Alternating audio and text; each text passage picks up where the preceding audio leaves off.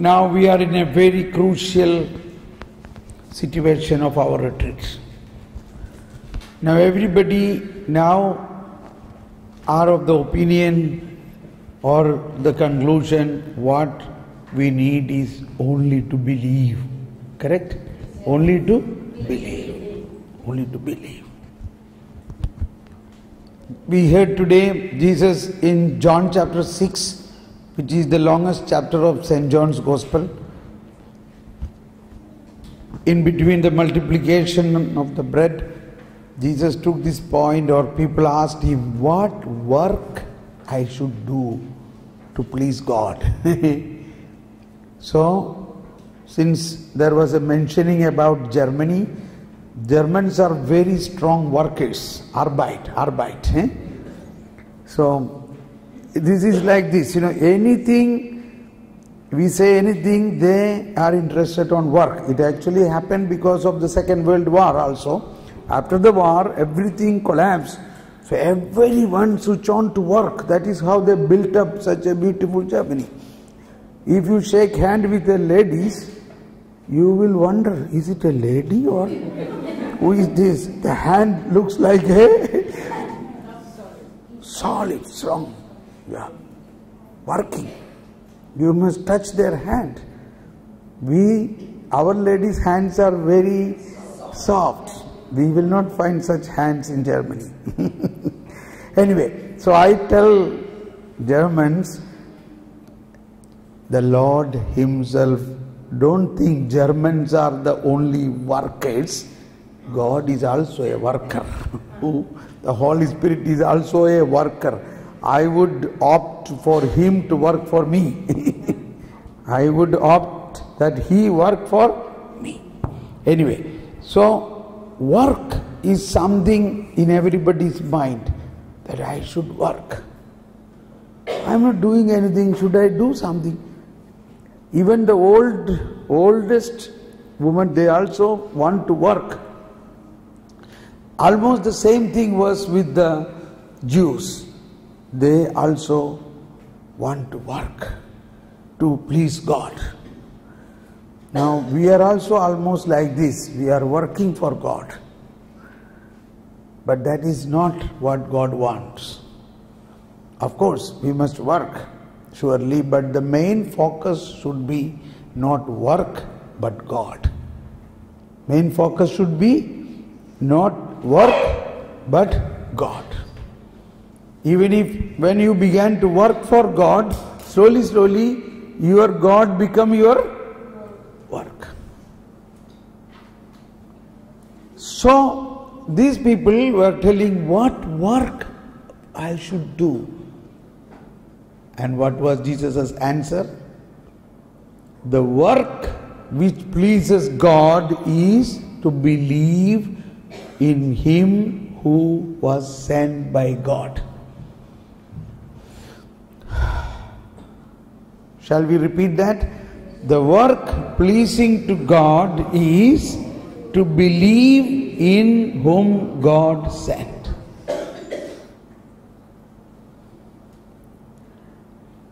Don't be upset. And when we believe, then through that faith, God's power will flow in you and your work will be something much greater, much better. So this is one note you should keep somewhere: work versus faith, work and faith, work and faith.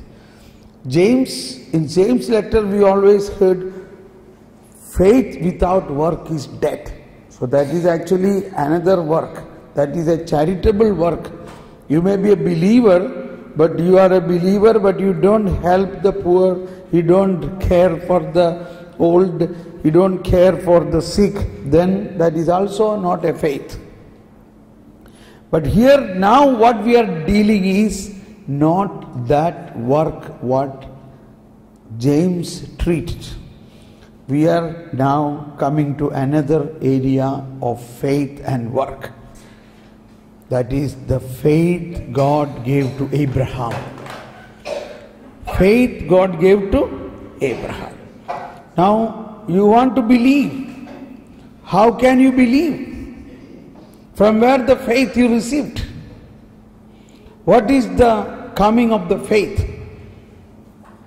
So now let us recognize faith is a gift of God, and that gift we received through the promise, and promise what God has given to Abraham, our father. Therefore, Abraham is known as father of faith.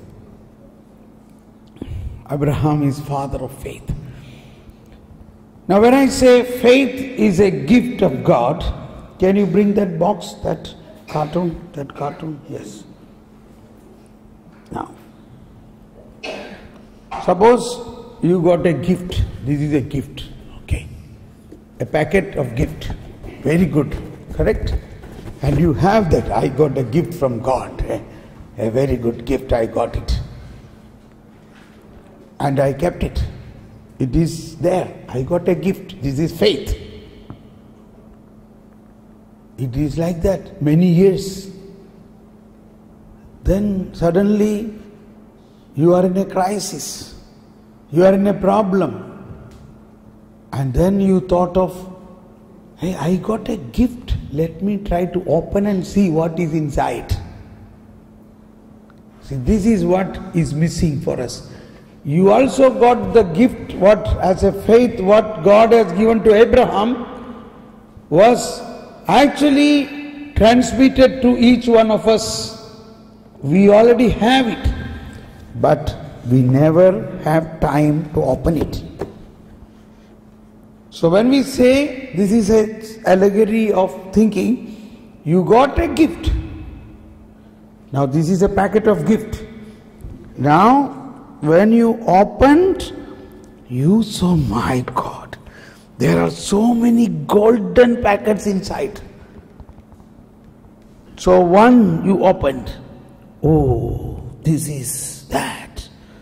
One by one, there are several, now I use a word called content, packets. So, in another way, when you read this Bible or a book, you open it, then it is written the content of the book, content. So you read the content, you know this.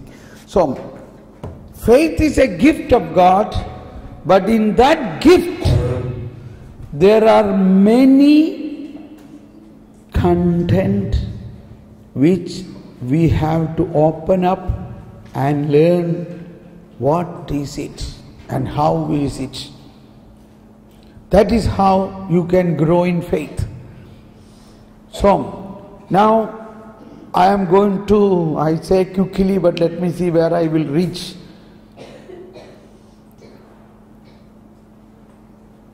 Abraham, we have another way to start to this point.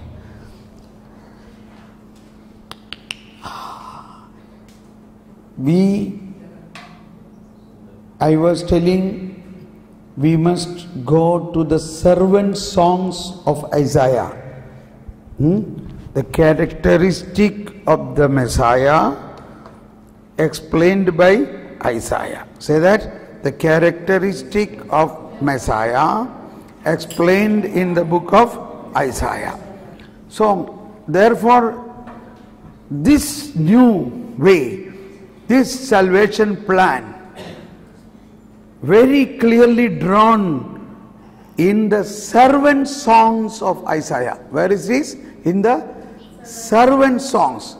Where the servant song begins? In Isaiah which chapter? Isaiah where the servant song begins? Isaiah 42 to 53. So this is a homework for you.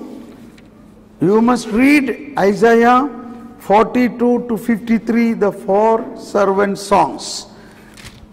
So now, all what this restoration, redemption, in another way justification, which is going to come through the Messiah, was already foretold clearly in Isaiah.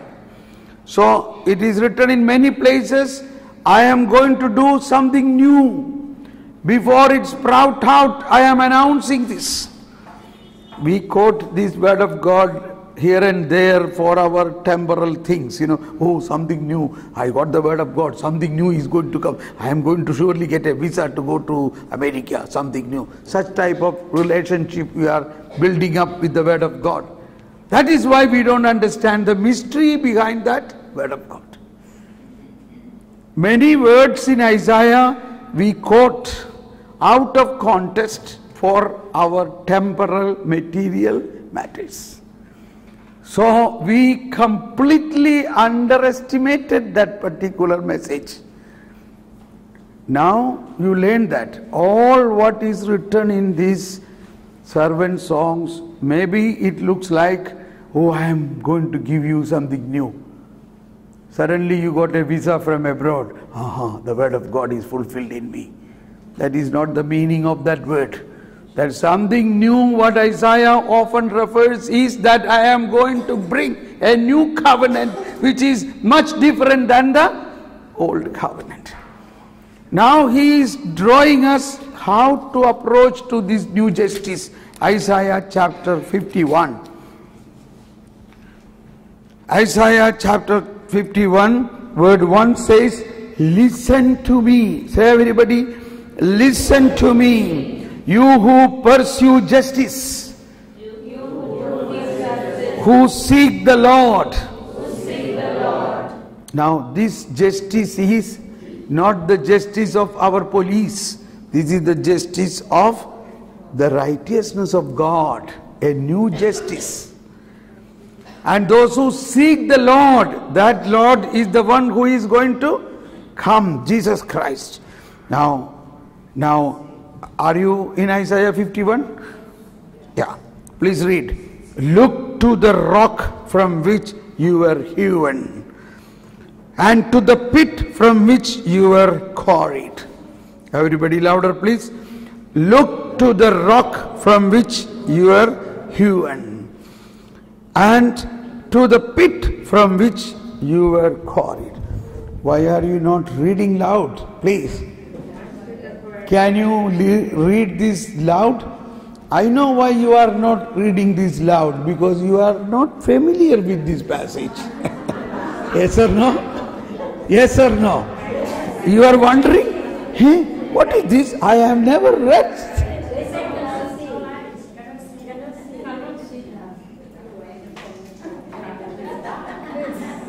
Okay, then repeat after me. Okay, everybody. Repeat after me. Everybody say louder. Look to the rock,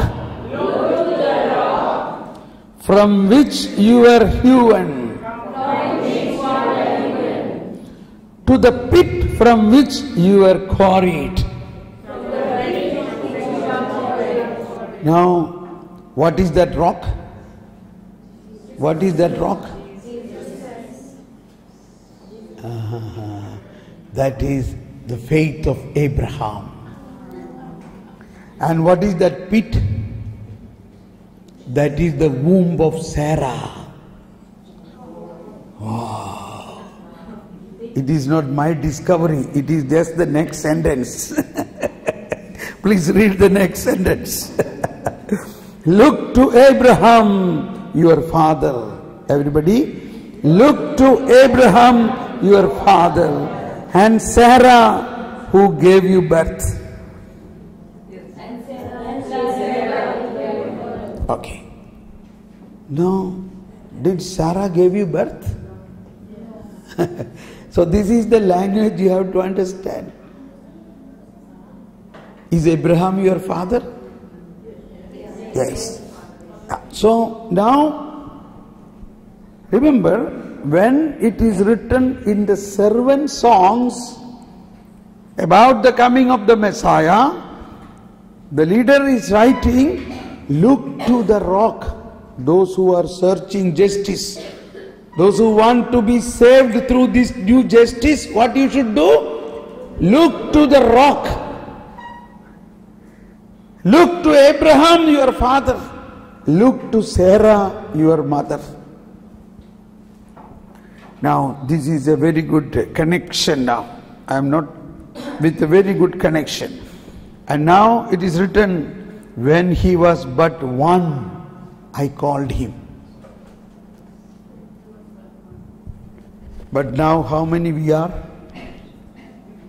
How many we are? See, the faith began when Abraham was only one. That means when God called Abraham and gave him the gift of faith, he was not a community, he was alone. He had no faith. God gave him the gift of faith. From that, what began is now spreaded all over the world, and billions of people, a community of billions of people become already. You understand? But where it began? It began from one. When he was alone, I called you. Now, I think it is going little enlarged. I wanted to make it little short, but now it's coming. Thank God.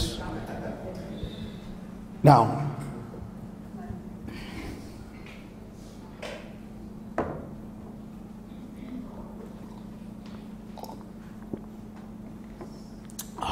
oh God, where will I start and where will I end?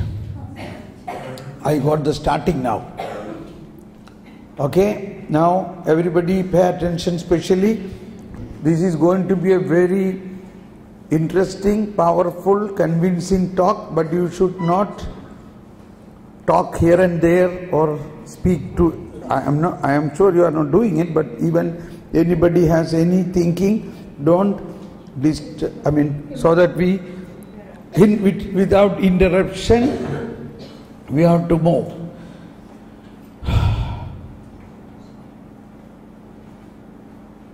So,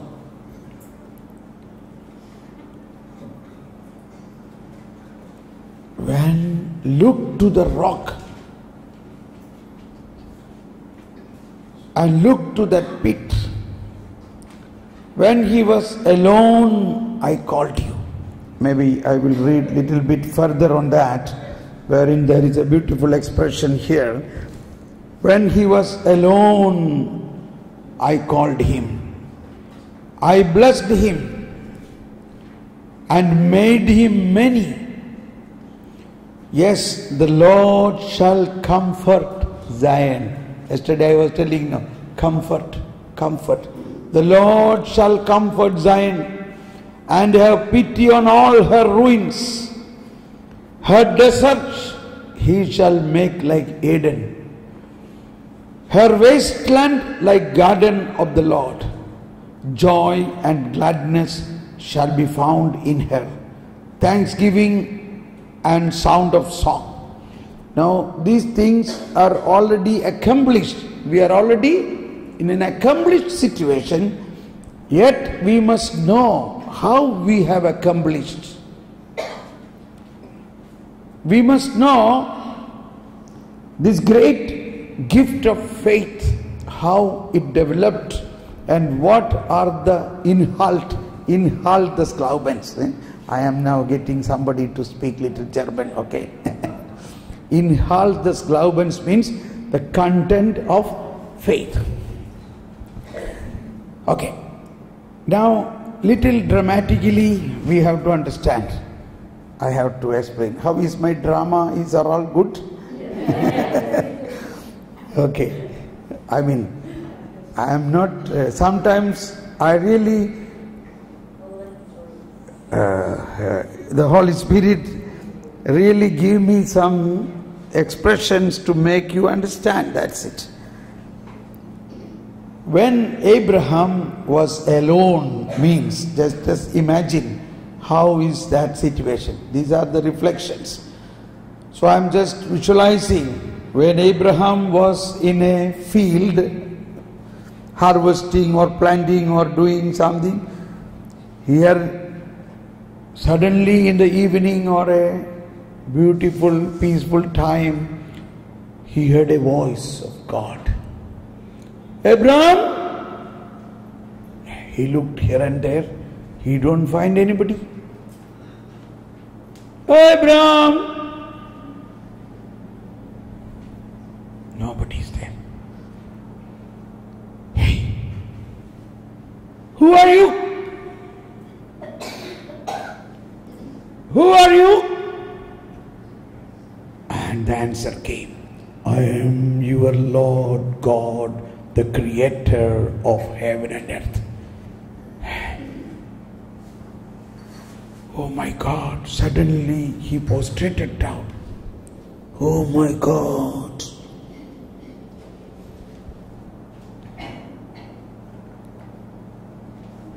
Up to this time, Abraham had no faith. He don't know a God like this. They had many gods made out of wood, made out of bronze, something like that. But this is a eye-opener. This is something astonishing, strange for him. Nobody ever told him something like this. But what happened is, from this voice, when he heard this voice, that voice continued, Abraham, I will make you a blessing. Now, one point I want to tell you is, when God speaks, He already done it. When God said, let there be light, already there light came. This is one very interesting thing of listening to God. I told you few days back when I heard, you are a stone in the hands of David. Suddenly I began to receive power. So that is why, that is another aspect of prayer. Prayer is not only we speak to God, but we listen to God, what God speaks. Okay. So Abraham, when he heard this voice, already, pay attention now, already faith is transmitting into him. Faith is transmitting. When he heard, Abraham, I will make you a blessing. That means at that moment he received that blessing. He had absolutely no doubt that this is that person, God, the creator of heaven and earth. Why? Why he had no doubt? Because when God spoke to him in that voice, that faith is already transmitted. When you are a child, or even now, when your papa is calling you over telephone, is it necessary he has to explain, I am your papa calling? No one say that, correct? The moment you hear the first syllable, hello, oh, papa, except, yes or no? From the syllable of the voice you realize the author of that voice. Because of the familiarity and the emotion and all what transmit from that one syllable of hello. Everybody is saying hello. Then how do your papa's hello is different than their papa? It is in that voice it is containing. Somebody now comes out, there is a knock you are hearing. Then you will immediately go and open the door, yes or no? Why? Because this has a language in it. Open. Where have you learned this language? So that is how the communication of voice, when God speaks, that voice communicates faith confident, blessing, everything what that God voice wanted to transmit. So now I am explaining how Abraham received the faith. And that faith what was given to Abraham was not only for Abraham, that was to be given to all of us. Now Abraham, filled with such a divine experience, God, the creator of heaven and earth, is speaking directly to Abraham. He believed that because, why he believed? Because in that voice, that gift to us transmitted. That's why the famous saying of St. Paul, faith, I say it in Hindi, सुनने से विश्वास उत्पन्न होता है. बोलिए, सुनने से विश्वास उत्पन्न होता है. Romeo chapter 17 10 or 10-17. So Romans. Faith comes by hearing. Now you know how the faith came. So when Abraham heard first time, what he heard? Only, I will make you a blessing. You leave your father's house and come to the land what I show you. Without any doubt, he said, yes, Lord. Now this is called obedient to faith. Obedient to faith. He had no doubt. Obedient to faith. So that obedience, that word itself comes odere. Odere means obeying the audio, the voice. Where is it written? Faith, in fact, comes by obedient to that voice, obedient to that God's voice. Anyway, I don't take now the book, then it will go more difficult. Now, drama is this. He was so joyful. He was dancing and singing, and came to his house. He said, Papa, brother, Mama, you know what happened today? I was in the field and God spoke to me. What? God spoke to you? Yeah, God spoke to me. Now the brother said,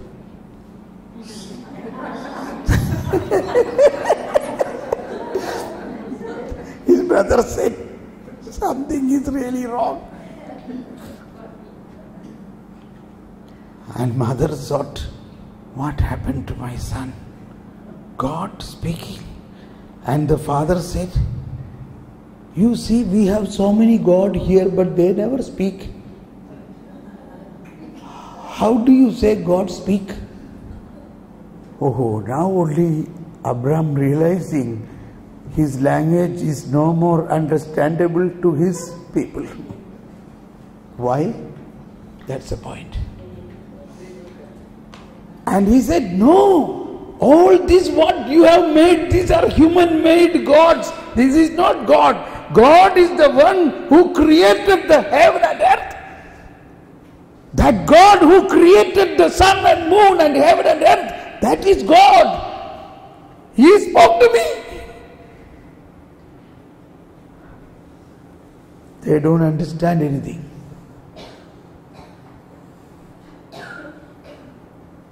Okay. What did he say? He said to me that he is going to give me another land, that I should leave all this, you, father, mother, brother, everything, and this land, and I should go. And I am going tomorrow.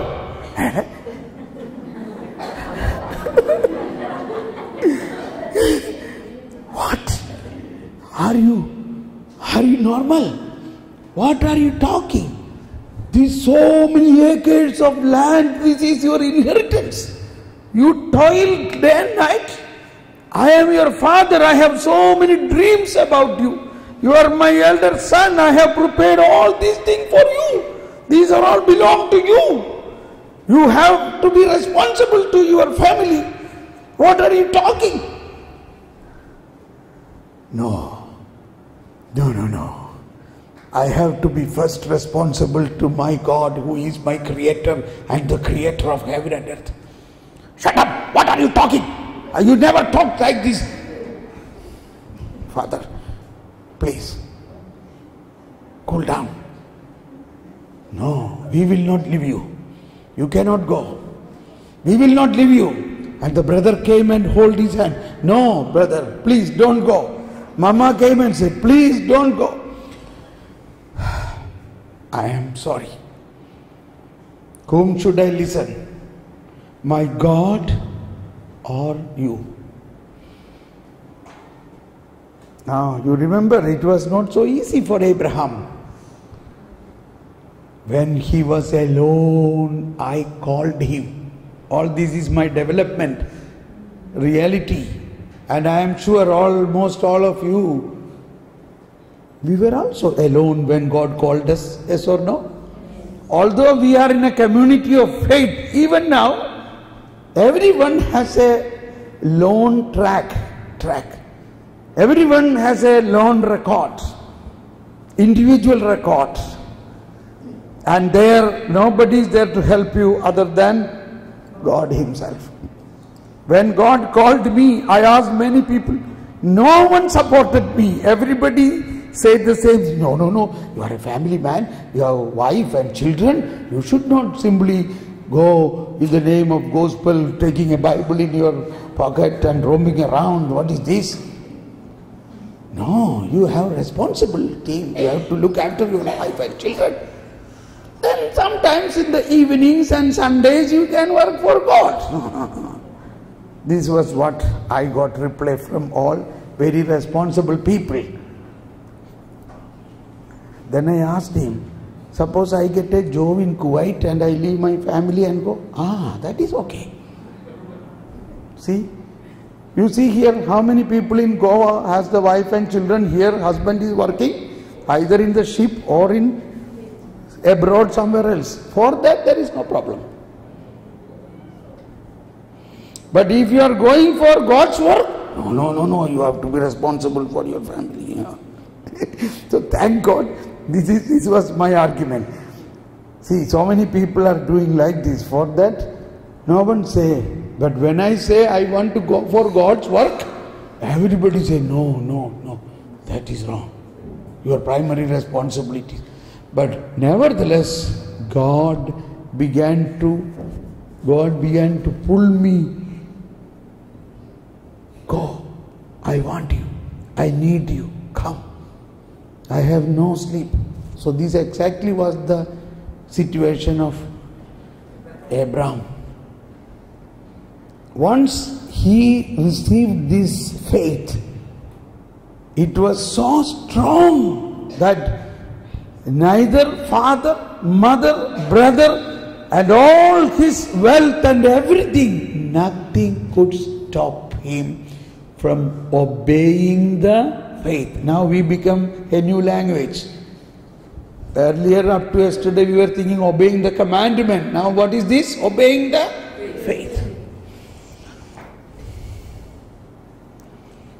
And now, they all pleaded, don't go. But Abraham said, okay, instead of tomorrow, I will go day after tomorrow. Okay? Now, you must visualize that scene. The whole night, nobody slept.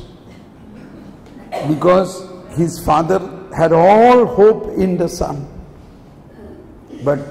And he pleaded so much. His mother, brother, everything. Sarah is neutral. Whatever my Lord, she used to call Abraham Lord. Whatever my Lord do, I will do. And you must imagine, in the morning, Abraham said, "Oh Lord, I am coming. I don't know where, but you said you will show me." So these people ask, what has he told? How many acres of land he has promised? All that I don't know. He said, he will give me a land there. He said, here you have guarantee so many acres of land. Why you abandon all these things and going to something? It's only a promise. Yes, that promise is the matter. Now I am turning to another language. What is the language now I am saying? Promise. Papa, when God promises, He will never go back from His promise.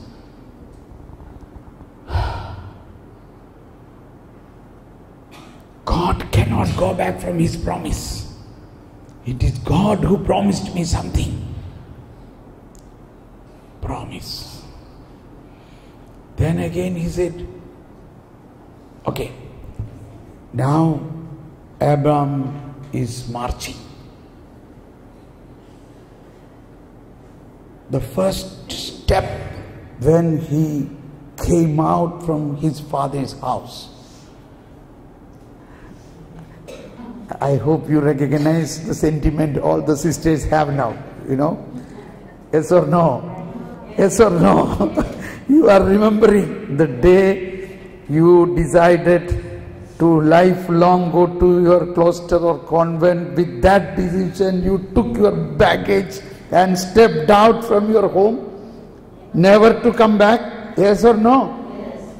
Wow, this is really a powerful moment. Maybe many of you had many other temptations. They say, oh no, you should not go, your mother is crying, brother is